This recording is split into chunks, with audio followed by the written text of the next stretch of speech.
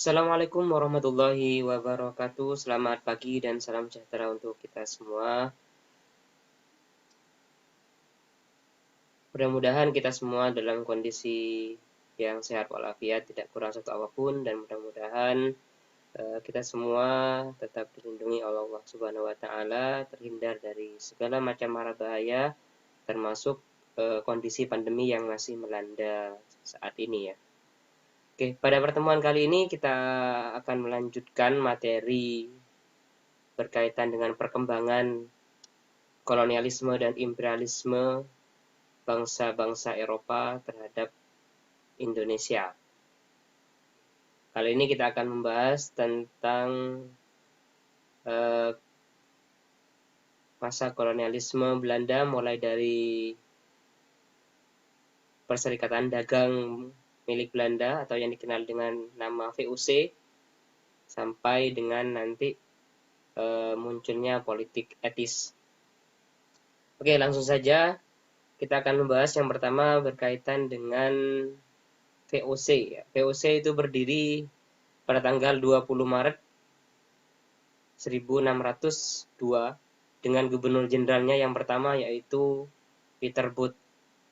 Adapun tujuan dari terbentuknya ataupun dibentuknya VOC sendiri oleh para pedagang Belanda ketika itu, yang pertama yaitu untuk menghindari terjadinya persaingan dagang yang tidak sehat ya, antara para pedagang-pedagang Belanda.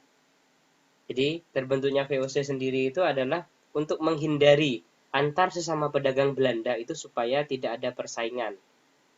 Makanya kemudian dibentuklah wadah perdagangan ataupun organisasi dagang yang bernama VOC ini agar para pedagang-pedagang Belanda yang sudah sampai di Indonesia ketika itu mampu bekerja sama dalam hal perdagangan, utamanya untuk memonopoli ataupun mendapatkan hasil yang sebesar-besarnya. Nah, kemudian tujuan dari VOC yang kedua yaitu memonopoli perdagangan rempah-rempah di Indonesia. Dengan adanya VOC di sini ataupun dengan adanya organisasi dagang ini, diharapkan mereka mampu untuk memonopoli ataupun menghasilkan keuntungan yang sebesar-besarnya di Indonesia ya, berkaitan dengan perdagangan rempah-rempah. Baik itu di Malaka ataupun di pelabuhan-pelabuhan yang lain seperti daerah Maluku, kemudian daerah Banten, daerah Batavia atau dulu yang bernama Jayakarta yang sekarang sudah berubah menjadi Jakarta ya. Nah, kemudian tujuan yang ketiga yaitu untuk membantu pemerintah Belanda yang sedang berjuang untuk melawan pendudukan Spanyol. Ya, jadi hasil ataupun keuntungan yang didapatkan dari monopoli perdagangan itu nanti diharapkan bisa membantu perjuangan Belanda untuk melawan penjajahan Spanyol karena kondisinya di Eropa sendiri waktu itu Belanda masih berada di bawah kekuasaan Spanyol. Kemudian yang keempat ataupun yang terakhir, tujuan dari dibentuknya VOC yaitu untuk menghadapi persaingan dagang dengan bangsa-bangsa Eropa lainnya ya, seperti Perserikatan Dagang yang dibentuk oleh Inggris yang bernama EIC. Nah, selain itu dibentuknya VOC juga bertujuan agar VOC ini memiliki wadah untuk melakukan negosiasi ataupun masuk ke pemerintahan-pemerintahan lokal di Indonesia ataupun kerajaan-kerajaan yang ada di wilayah Indonesia pada saat itu. Kemudian selanjutnya VOC sendiri itu memiliki hak-hak. Hak-hak tersebut dikenal dengan istilahnya hak oktroy. Hak oktroy yang pertama yaitu hak untuk memerintah di negara jajahan, artinya VOC itu memiliki hak. Siapa yang memberi hak? Yang memberi hak adalah pemerintah Belanda sendiri.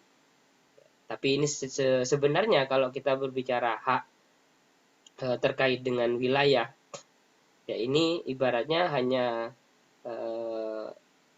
klaim sepihak gitu kan. Artinya hak oktroy ini bukan hak dari raja-raja Indonesia yang diberikan kepada VOC, tapi mereka mengklaim memiliki hak ini. Kemudian hak outro yang kedua adalah hak untuk memonopoli perdagangan. Yang ketiga, hak untuk mencetak mata uang sendiri.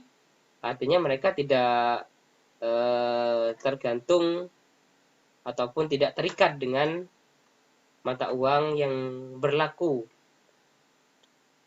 di kerajaan-kerajaan Nusantara pada saat itu. Kemudian yang keempat adalah hak untuk memiliki angkatan perang sendiri, hak untuk membentuk pasukan sendiri, hak untuk memiliki senjata, itu yang kelima, ya ini tujuannya untuk pertahanan, ya, pertahanan dalam rangka ataupun antisipasi ketika ada perlawanan dari orang-orang Indonesia ataupun kerajaan-kerajaan Indonesia. Dan tentunya banyak sekali kerajaan-kerajaan yang melawan karena VOC melakukan monopoli. Kemudian yang keenam, hak untuk mengadakan perjanjian dengan raja-raja setempat. Kemudian yang terakhir adalah hak untuk mengumumkan perang.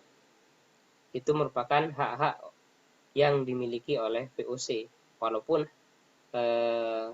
kepemilikan hak ini adalah secara sepihak. Kemudian kebijakan-kebijakan yang pernah dilakukan oleh VOC di Indonesia antara lain memberlakukan dua jenis pajak kepada rakyat, ya. Pajak wajib berupa hasil bumi dan penyerahan hasil bumi dengan murah ditentukan oleh VOC. Menyingkirkan pedagang Jawa, Melayu, Arab, dan Cina. Kemudian menentukan luas areal penanaman rempah-rempah. Melakukan kebijakan ekstirpasi. Mewajibkan kerajaan yang telah terikat perjanjian untuk menyerahkan upeti. Mewajibkan rakyat menanam tanaman tertentu, terutama kopi. Nah, bagaimana VOC ini bisa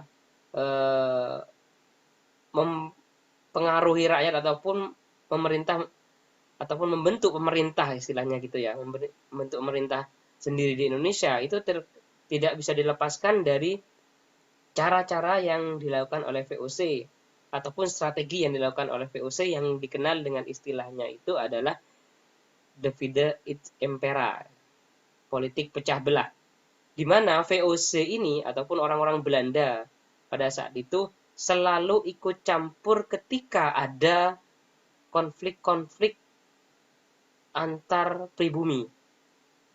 Ambil contoh ketika di Makassar dan Bone itu terjadi konflik Arupalaka dengan Sultan Hasanuddin ketika itu. Kemudian VOC masuk ke dalam pusaran konflik itu, membantu Arupalaka untuk melawan Sultan Hasanuddin. Nah, tentunya dengan kekuatan yang dimiliki oleh VOC, maka VOC berhasil mengalahkan Sultan Hasanuddin. Setelah itu, baru mereka kemudian merasa memiliki jasa dan meminta hak-hak untuk seperti mendirikan benteng, kemudian untuk memonopoli perdagangan di wilayah tersebut. Itu contoh yang pertama. Contoh yang lain juga banyak. Misalkan ketika terjadi perseteruan antara ayah dan anak, ya, Sultan Ageng Tirtayasa dari Banten dengan anaknya yang bernama Sultan Haji. Ketika muncul konflik keluarga kerajaan di Banten, VOC kemudian masuk juga di situ, menanamkan pengaruhnya, membantu Sultan Haji untuk mengalahkan ayahnya sendiri. Nah, setelah itu mereka ataupun VOC mendapatkan penghargaan ataupun imbalan jasa dari keberhasilan dia membantu salah satu pihak. Begitu pula di berbagai wilayah yang lain, itu yang selalu dilakukan oleh VOC. Dan mereka selalu memenangkan konflik-konflik lokal sehingga mereka pengaruhnya semakin kuat, hegemoninya semakin kuat di wilayah Indonesia. Kemudian selanjutnya pemimpin-pemimpin VOC yang pernah mulai dari berdiri ya sampai berakhirnya VOC itu antara lain ada Peter Both, yang dikenal sebagai peletak dasar VOC, namun beliau kurang sukses ya dalam hal memonopoli rempah-rempah di Kepulauan Maluku. Kemudian digantikan dengan oleh Jan Pieterszoon Koen, yang kemudian memindah pusat VOC dari Maluku ke wilayah Jayakarta, yang kemudian diganti menjadi nama Batavia, ya, wilayah Jakarta sekarang.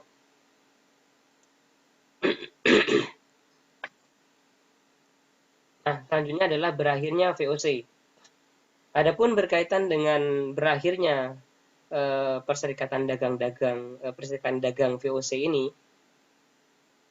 ada beberapa faktor ya, kita bisa membaginya menjadi dua faktor, yaitu faktor eksternal dan juga faktor internal. Faktor eksternalnya adalah eh, Prancis yang saat itu dipimpin oleh Napoleon Bonaparte berhasil menguasai Belanda dan mendirikan Republik Batav. Ya, pada saat itu Belanda sedang berperang melawan Prancis dan mereka berhasil dikuasai oleh Napoleon Bonaparte atau dikuasai oleh Prancis. Itu faktor eksternal. Faktor eksternal yang dimaksud adalah faktor yang berasal dari luar wilayah Indonesia atau wilayah VOC sendiri. Kemudian faktor internalnya antara lain adalah korupsi di semua tingkatan. Jadi kalau berbicara korupsi di Indonesia ini sudah mulai dulu ya, mulai zaman VOC sudah ada ya, sudah dikenal yang namanya korupsi. Korupsi itu merupakan hal negatif yang harus dihindari. Kita bisa belajar dari sejarah VOC yang begitu kuat, begitu besar, tapi pada akhirnya juga hancur akibat adanya korupsi.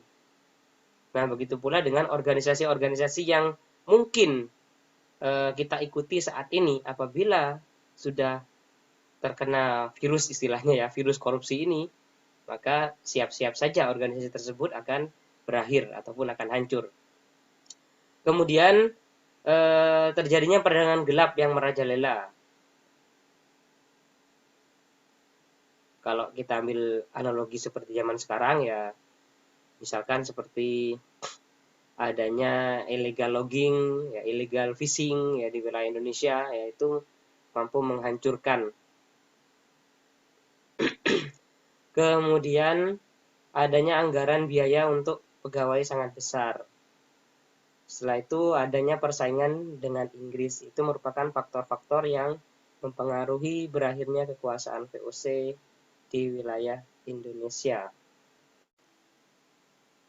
Oke, itu yang bisa Pak sampaikan untuk pertemuan yang kedua ini, materi pembahasan kolonialisme dan imperialisme bangsa Eropa di Indonesia. Silakan apabila ada hal-hal yang perlu dipertanyakan nanti bisa disampaikan melalui kolom komentar ataupun di grup kelas ya. Dan jangan lupa apabila video ini bermanfaat bisa di-share supaya kita semua bisa semakin mencintai Indonesia ini melalui materi-materi sejarah yang senantiasa kita pelajari. Oke, itu dulu. Assalamualaikum warahmatullahi wabarakatuh.